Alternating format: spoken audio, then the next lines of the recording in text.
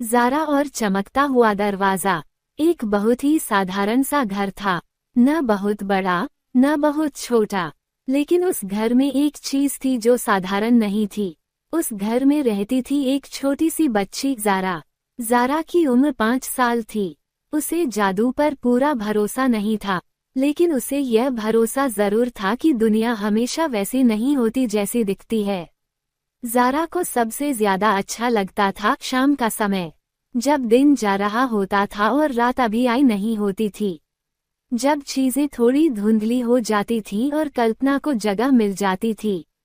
हर शाम ज़ारा अपने कमरे में खेलते खेलते एक जगह जरूर रुकती थी, अलमारी के पास। वो अलमारी बहुत पुरानी थी, उसका रंग हल्का सा छिला हुआ था और उसकी एक लकड़ी हमेशा क्रीक की आवाज करती थी। माँ ने कई बार कहा था, अंदर ठीक से देखना ज़ारा, अलमारी में जादू नहीं कपड़े होते हैं। ज़ारा मुस्कुरा देती थी, क्योंकि उसे लगता था जादू कभी सीधे नहीं दिखता। एक शाम जब बारिश बहुत हल्की थी और बादल बहुत नीचे थे, ज़ारा ने कुछ अलग देखा। अलमारी के अंदर एक छोटी सी चमक। वह तेज नहीं थी, वह चुभती नहीं थी, वह बस बुला रही थी। ज़ारा ने अलमारी का दरवाज़ा पूरा खोला। कपड़े वहीं थे, लेकिन उनके पीछे एक छोटा सा दरवाज़ा बिल्कुल वैसा था जैसा कहानियों में होता है। गोल किनारे, हल्की सुनहरी रेखाएं और बीच में एक तारा बना हुआ। ज़ारा को डर नहीं लगा, उसे बहुत ज्यादा उत्सुकता हुई। हेलो, उसने धीरे से कहा। दरवाज़ा हिला और बहुत हल्की आवाज आई। ओह, तुम मुझे देख सकती हो? ज़ारा की आंखें बड़ी हो गईं।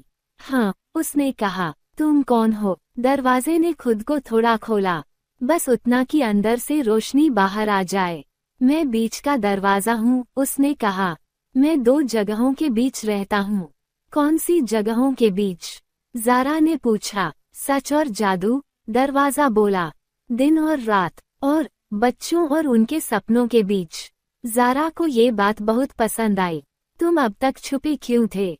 उसने पूछा। दरवाज़ा थोड़ा उदास हो गया, क्योंकि आजकल बच्चे जल्दी बड़े हो जाते हैं, उसने कहा, और जल्दी देखने से पहले जल्दी समझने लगते हैं। ज़ारा ने सिर हिलाया। मैं जल्दी नहीं करती। दरवाज़ा खुश हो गया, उसकी चमक थोड़ी बढ़ गई। तो क्या तुम अंदर आओगी? उसने पूछा। ज़ारा ने पीछे देखा। कमरा शांत था, माँ रसोई में थी, सब सुरक्षित था। मैं थोड़ी देर के लिए आऊंगी, ज़ारा ने कहा। यही नियम है, दरवाज़ा बोला। जादू कभी किसी को रोकता नहीं। ज़ारा ने दरवाजे को छुआ। वह ठंडा नहीं था, वह गर्म भी नहीं था, वह बिल्कुल सही था। जैसे ही ज़ारा अंदर गई, अलमारी गायब हो गई। अब वो एक ऐसी जगह खड़ी थी जहाँ जमीन बादलों जैसी थी और आसमान रंग बदल रहा था, नीला, बैंगनी, गुलाबी। धीरे धीरे वहाँ एक छोटा सा जीव उड़ता हुआ आया।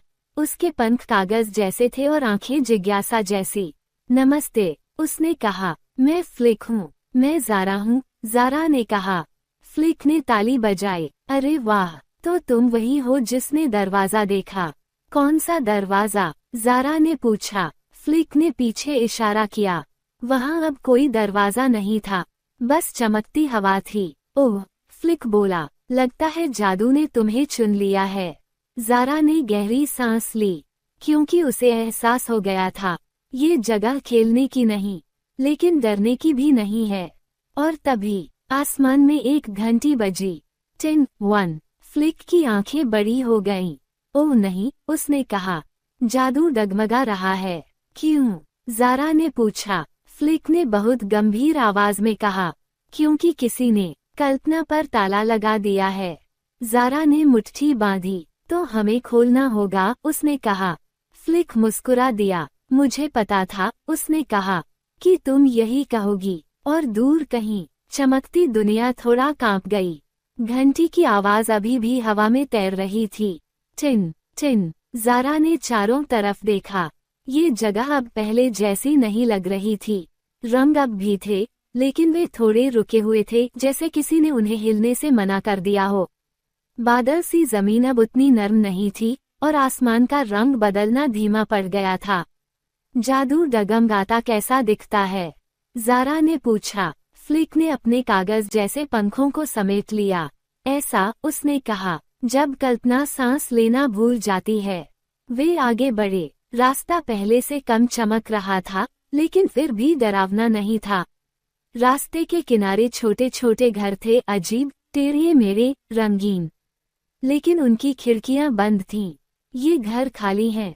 ज़ारा ने पूछा। नहीं, फ्लिक बोला, ये विचारों के घर हैं। ज़ारा ने एक खिड़की पर हल्की सी थपकी दी। अंदर से कोई आवाज नहीं आई। वे सो रहे हैं? उसने पूछा। फ्लिक ने सिर हिलाया। नहीं, उसने कहा, उन्हें बंद कर दिया गया है। थोड़ी दूर चलने पर वे एक बड़े मैदान में पहुंचे। मैदान के बीच में एक ऊंचा स्तंभ था और उस पर लगा था एक ताला। ताला सुनहरी धातु का था, लेकिन उस पर धूल जमी थी। वो बहुत भारी नहीं दिखता था, लेकिन बहुत सख्त लग रहा था। यही है वह ताला? ज़ारा ने पूछा। हाँ, फ्लिक बोला, ये कल्पना को रोकता है। किसने लगाया? ज़ारा ने पूछा। फ्लिक ने आसमान की ओर देखा। जल्दी, उसने कहा, जब लोग जल्दी करते हैं तो ताले अपने आप बन जाते हैं। ज़ारा ताले के पास गई। उसने उसे छुआ। वह ठंडा नहीं था, वह उदास था। तुम क्यों बंद हो? ज़ारा ने ताले से पूछा। ताले ने कुछ नहीं कहा, लेकिन उसकी धातु हल्की सी कांपी। ये ताला चाबी से नहीं खुलेगा, फ्लिक ने कहा। यह एक सवाल से खुलेगा। कौन सा सवाल? ज़ारा ने पूछा। फ्लिक ने मुस्कुराकर कहा, वही जो बच्चे पूछते हैं और बड़े भूल जाते हैं। ज़ारा कुछ देर चुप रही। उसने ताले को ध्यान से देखा, फिर बहुत धीरे पूछा, अगर कुछ अलग हो सकता है तो हम उसे आजमाते क्यों नहीं? ताले में एक हल्की सी क्लिक हुई। मैदान की हवा बदली, रंग थोड़े हिलने लगे। एक और सवाल, फ्लिक ने कहा। ज़ारा ने आंखें बंद की। अगर गलती हो जाए, उसने पूछा, तो क्या कहानी खत्म हो जाती है? ताले ने इस बार जोर से आवाज की। Click click. आसमान में एक रंग वापस लौटा, गुलाबी। एक आखिरी, फ्लिक ने कहा। ज़ारा ने मुस्कुराकर पूछा, अगर जादू सच नहीं है तो वह इतना अच्छा क्यों लगता है? ताला खुल गया, धातु गायब हो गई, स्तंभ हवा बन गया, मैदान में रंग दौड़ने लगे, घर की खिड़कियां खुल गईं, विचार जाग गए। किसी ने हंसना शुरू किया, किसी ने उड़ना। फ्लिक ने ज़ारा का हाथ पकड़ा। तुमने कर दिखाया, उसने कहा। मैंने क्या किया? ज़ारा ने पूछा। तुमने कल्पना को फिर से अनुमति दी, फ्लिक बोला। तभी आसमान में वही दरवाजा दिखाई दिया, चमकता हुआ, शांत, लेकिन वो पूरा खुला नहीं था। अब क्या? ज़ारा ने पूछा। फ्लिक गंभीर हो गया। अब तुम्हें चुनना होगा, उसने कहा। जादू को अपने साथ ले जाओगी या यहीं छोड़ दोगी? ज़ारा ने दरवाजे को देखा, फिर इस दुनिया को। उसे एहसास हुआ, असली जादू शायद कहीं और जाना चाहता है। और तभी दरवाजे ने ज़ारा का नाम पुकारा। ज़ारा। दरवाजा ज़ारा का नाम बहुत धीरे धीरे पुकार रहा था। ज़ारा। उसकी आवाज़ न तो जोरदार थी, न ही जल्दी में।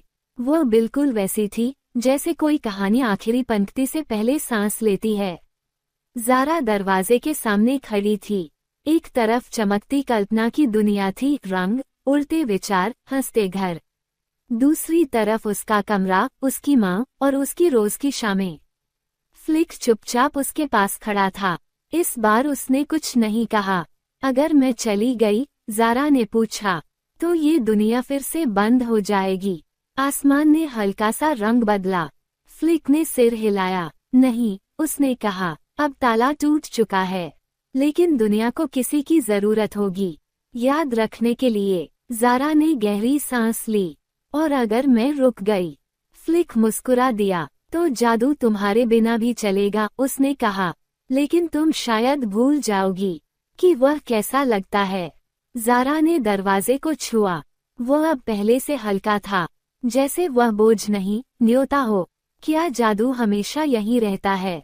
उसने पूछा। दरवाजा बोला, नहीं, जादू वहीं रहता है जहां उसे ले जाया जाए।